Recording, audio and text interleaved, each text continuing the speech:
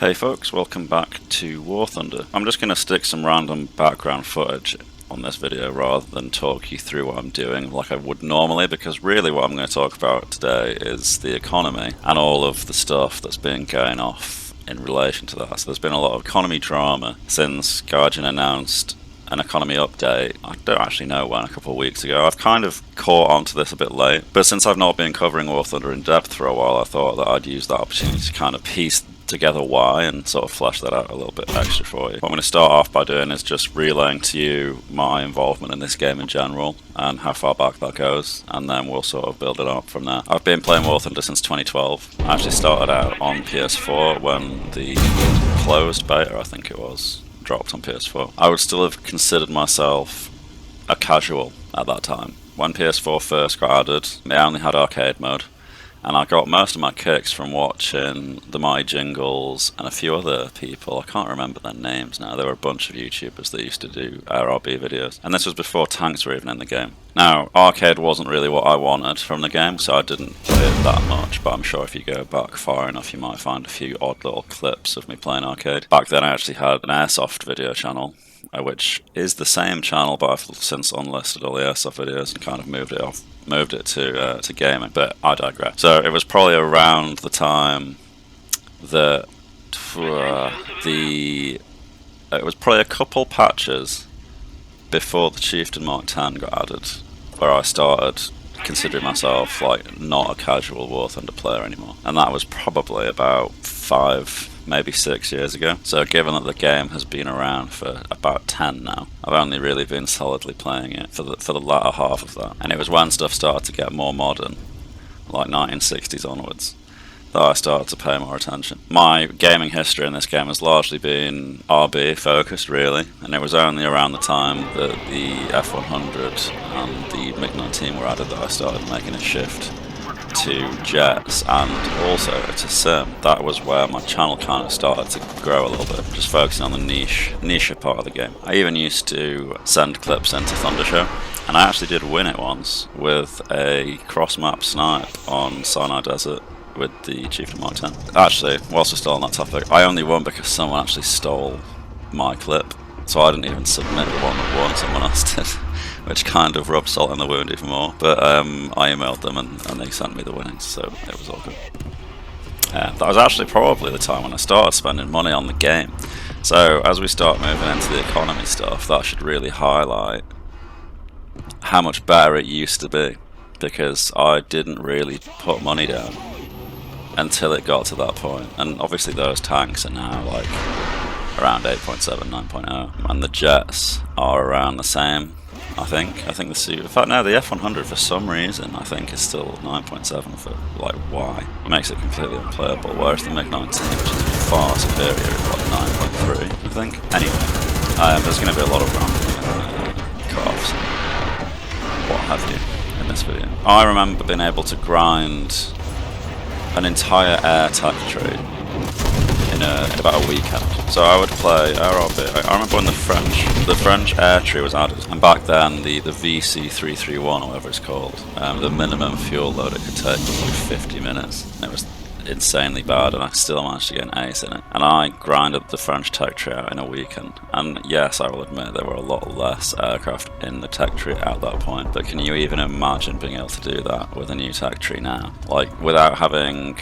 premium time, premium aircraft, and probably non-stop playing for 48 hours straight is the only way that you would ever manage that. But when I say grind it through a weekend, I mean with maybe just premium time and in a normal amount of hours for a gamer, so maybe like 4 to 5 hours a day, I would grind out, I think there was probably about 15 to 20 vehicles in the tree at that point in less than 20 hours, like comfortably less than 20 hours. And when the likes of the F100 and the MiG-19 were added, I would grind out a top tier jet in about maybe even one day. You used to be able to get halfway through one of them in one good enduring confrontation game, whereas now, I mean, Jesus, I don't even want to know how long it takes now, but the main reason I'm not playing the game frequently is because it took me probably 2 months to grind, and then grind the SL for the F-16 ADF, and I only recently unlocked the one after that. I've only just got enough money, as you can see. Well, maybe, I don't know if I'll be using the hangar footage right now, but at the minute I've got 1.5 million just over, which is only just enough to buy and crew a jet. So every time I buy and crew a jet, the entire process begins from the beginning again. And I've almost always had an easier time getting RP than I have SL, and for me it's really the SL economy that has been deteriorating. I don't really mind how long it takes to grind the points, the research points to get something, so long as when I get it, I actually have the money to buy it. Bearing in mind I've been playing this game for 10 years, I still have vehicles that aren't paid for, and I can't even afford to buy more than like one of them at once. It's like in the Russian trade, there's still 4, 5, 6, 7, 8 aircraft that are red that I can't even access. The US trade, there are 2 red aircraft I can't access. It's just daft. And then I've never even touched naval, like ever. I did the tutorial once because you get 100 GE out of it, but that's all I've ever done. And a similar story for helicopters, because there has never been a viable way to grind them out without playing a mode that I have no interest in. And I think that's also the crux of my issue. Guardian imagine that people will play a game mode that they don't enjoy just to progress things so they can use them in a mode that they do enjoy. And I feel like as a business model, that is just broken as fuck, because I go to work to earn money to pay for games to play that I do enjoy.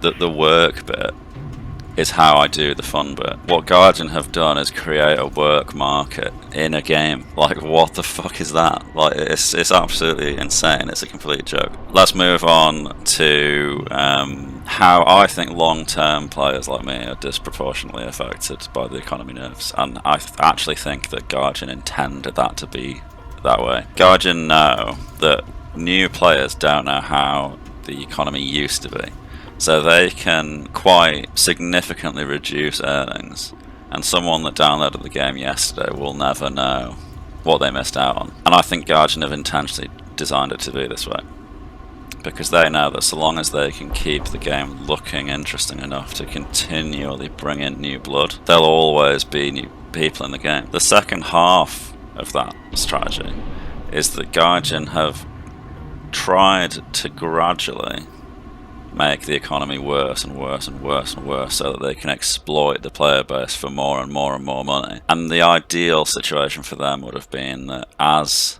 the economy is nerfed, and as the grind takes longer, and as the monetization of elements increases, the long-standing player base get more and more fed up. They start noticing that it's taking longer and longer to get to where they want, and through apathy, they just sort of stop playing the game. Now, that sounds like it would be bad for Guardian, because the long-term players are probably the ones who spend the most money. But Guardian don't care how much money an individual has spent, so long as there are always new people in to spend more money. Because to them, we're a risk, because we're vocal enough to tell the new players, whoa, whoa, whoa, whoa, don't give them money, they're fucking piss-taking twats. You should see how it used to be. We're like the dissenting voice that they don't want around. Guardian actually want long-standing players to fuck off, so that they can better exploit new blood. Where they've miscalculated is that they ramped everything up to 11 before we all got sick and left. So right now, this whole drama has been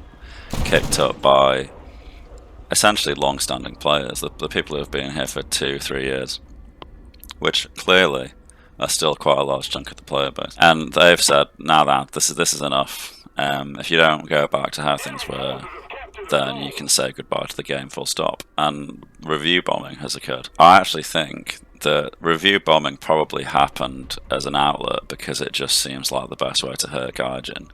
But it's actually also the best way to help the long-standing community, because the long-standing community will be all Guardian have because of the review bombing, because no one's going to download the game and go, oh yeah, I'll get into this now, if they see those reviews. So Guardian's captive audience are now the people that they're beholden to, and if they don't improve things for them, they don't have that income of fresh blood anymore. They don't have an income stream unless they please us again. So I'm very interested to see how their proposals come out on the 14th of June, because if they do turn things around and if the economy does take maybe 2-3 year steps back to how it used to be when I was actually into the game and grinding it daily, I might actually come back, because the effects that they've added, the tech tree developments, the vehicles, the weapons, all the rest of it. That part of the game is amazing, and I love the X-ray hit cam and the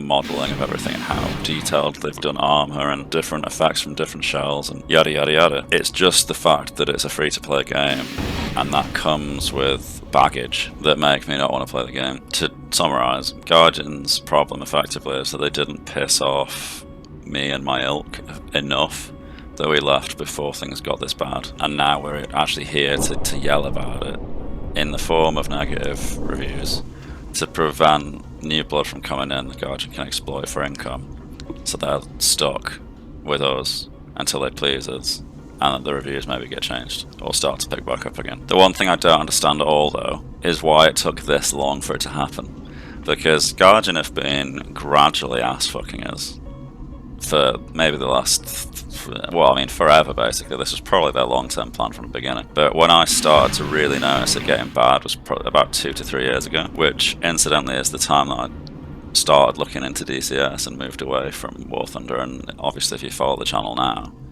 I've put maybe one WarThunder video out every 2 to 3 months since then, more or less, and DCS has kind of become my main vice. And this is precisely why, because I can't progress in a reasonable time frame. When a new patch drops, it takes me like a month, 2 months to get the newest Flavor of the Month vehicle. I mean, right now, if you look at my Russian tech tree, I am 4 aircraft away in the line that the MiG-29 is in from ever actually getting it. Except it's worse than that, because you need 4 aircraft in the tier below to get it. So I need to get the Su-17s and the MiG-23M. But before I can buy them, I need to go back in the tree and purchase a lot of shit. I have to buy like 6 or 7 aircraft just to be able to research the MiG-29 and things like that. Like, why would I even fucking bother? And as a YouTuber, if I can't stay on top of everything and cover new shit as it comes out, no one's going to look at my content. So that's pretty much why I stopped covering it, because it just doesn't get the views anymore, and it's just demoralising. So DCS doesn't have an economy. You buy the plane, you got the plane, you got everything that the plane comes with, and that one plane, because of the depth of complexity, will keep you occupied for forever more, really, if you want to focus on every element of it and learn to do everything the correct way. It's just a little bit daft. So my hopes for the June 14th announcement will be that repair costs are getting slashed by at least 50%. And I should add as well, that if this doesn't stretch to Sim as well, then I'm basically done with this game, because Sim has been in a much worse state than RB for years now. Because of Guardian's method for making people play modes they have no interest in to grind faster, because RB players used Sim to grind quicker, and then because Guardian saw that Sim was having higher and higher earnings because a disproportionate amount of people were playing it to abuse the mechanics to grind quicker, they nerfed the economy into oblivion in Sim a long time ago.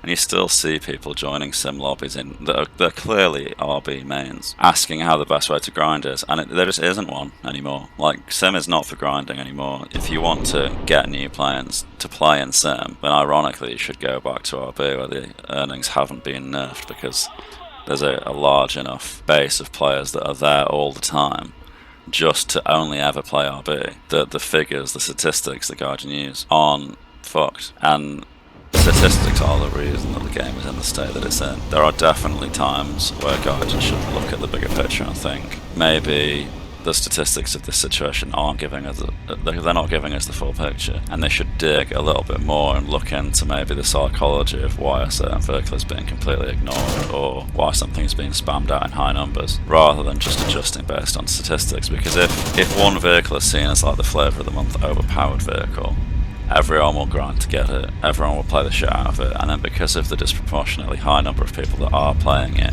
a lot of those players will be rubbish. The stats don't really notably improve.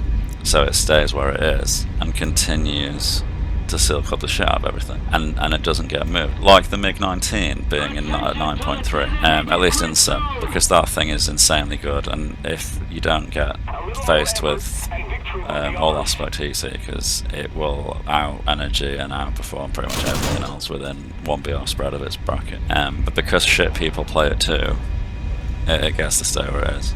And then the F100, which is abysmally awful, it gets some pretty good bomb loads.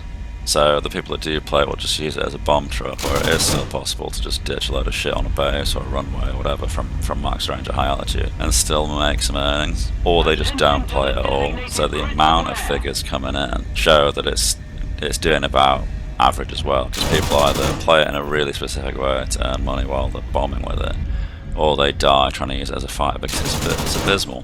And it balances out, and for some reason that thing is still 9.7, I think. Let's go look. Yeah, like why? Why is it 9.7? The whole thing's fucked. Guardian, I need to see a big improvement from this June 14th update, otherwise I just have no motivation to continue playing this game.